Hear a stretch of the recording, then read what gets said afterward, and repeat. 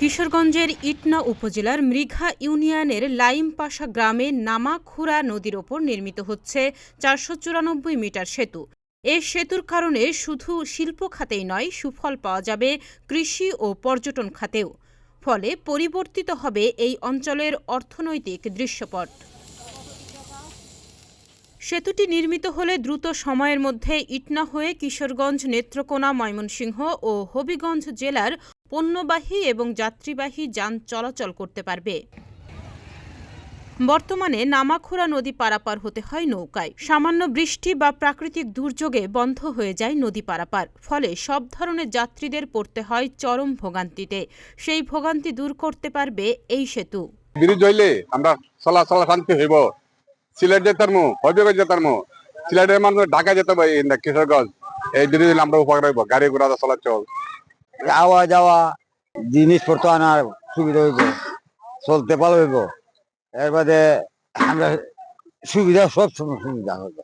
মৃগা ইউনিয়নের নামাখুরা নদীর উপরে যদি আমাদের এই ব্রিজটা হয়, আমাদের ময়মনসিংহ বিভাগ থেকে সিলেট বিভাগের যোগাযোগটা অনেক সুবিধা হবে এবং আমাদের এলাকাটা হলো কৃষি প্রধান এলাকা এবং মৎস্য এবং ধান এবং এই পরিবহনের জন্য সুবিধা হবে এবং ময়মনসিংহ বিভাগ থেকে সিলেটের বিভাগের দূরত্ব অনেক কমে যাবে। না হলে আমাদের এই সিলেট এবং কিশোরগঞ্জের যোগাযোগ আমরা ইচ্ছা করলে আমরা করতে পারি না এবং নৌকা দিয়ে যোগাযোগ করতে হয়, হাইওয়েতে যোগাযোগ করতে হয়।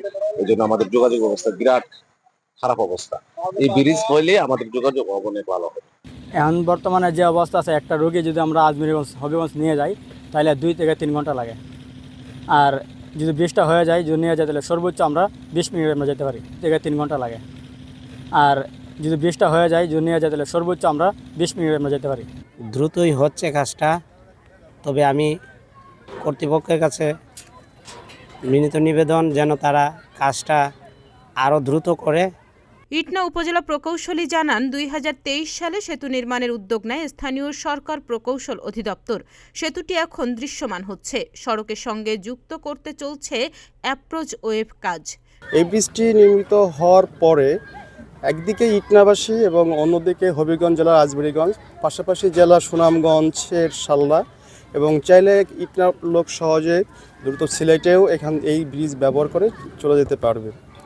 এই ব্রিজ হওয়ার ফলে কৃষকরা তাদের উৎপাদিত যে কৃষি পণ্য আছে, মৎস্যজীবীরা যে যেটা আহরণ করে সেটা সহজে তারা দ্রুত বাজারজাত করতে পারবে। তাহলে একদিকে যেমন ব্রিজটা নির্মাণ হওয়ার ফলে কি হচ্ছে যে কৃষি মানে বাংলাদেশের উন্নয়নের কিন্তু একটা বড় ধরনের ভূমিকা রাখছে। এছাড়া বর্তমান এই কাজটা করার জন্য ঠিকাদারকে অনেক আমরা প্রেশার দিয়েছি। যেহেতু একটা হাওড় অধ্যুষিত এলাকা, এখানে 6 মাস পানি থেকে 6 মাস পানি থাকে না। এই 6 মাস এই সময় পেয়ে আমরা কাজগুলো করতে হয়। তো এই সময়ের মধ্যে যেভাবে দ্রুত রাত দিন কাজ করা সম্ভব সেভাবে কিন্তু আমরা কাজ করে যাচ্ছি এবং আমরা বিশেষ করে ঠিকাদারকে বলেছি এবং আজও রাতে কাজ করবে। এইভাবে কন্টিনিউ করে মোটামুটি এখন ব্রিজের প্রোগ্রেস 45% এবং আশা করছি যে আগাম পানি আসার আগেই আমরা প্রায় 60% আমরা প্রোগ্রেসে উন্নীত হইতে পারবো। প্রকল্প নির্ধারিত সময়ের মধ্যে নির্মাণ কাজ শেষ করে সেতুটি উন্মুক্ত করা হবে জনসাধারণের জন্য, এমনটাই প্রত্যাশা স্থানীয়দের। তাহনিয়া ইয়াসমিন, প্রতিদিনের বাংলাদেশ।